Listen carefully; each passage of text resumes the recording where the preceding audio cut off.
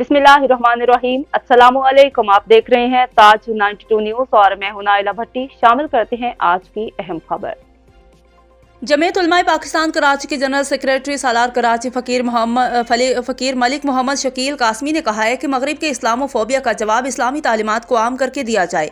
हर शख्स ये अहद करे अपने एक बच्चे को हाफिज कुरान बनाएगा। इस्लामी तालीमात से दूरी की वजह से आज हमारे पास ना कोई सुल्तान सलाहुद्दीन अयूबी है, न टीपू सुल्तान, जिनसे दुनिया कुफर आज भी लरज़ा है। पेदर पे तौहीन रसालत कुरान पाकी बेहुरमती के वाक़यात हमारी गैरत को आजमाने का तरीका है कि कहीं उनने कोई सुल्तान सलाहुद्दीन अयूबी तो पैदा नहीं हो गया। ये बातें उन्होंने JUP के तहत मनाए गए यौम अज़मत कुरान के मौका पर जामिया मस्जिद हज़रत बिलाल सेक्टर 4 नॉर्थ कराची के बाहर कराची डिवीज़न के नायब सदर मुफ्ती हफीजुल्लाह हादिया की क़यादत में निकाली गई अज़ीम उशान अज़मत कुरान रैली से खिताब करते हुए कहीं उन्होंने कहा कि स्वीडन और हाईलैंड के मकरू अज़ाइम से दुनिया का अमन खतरे में है।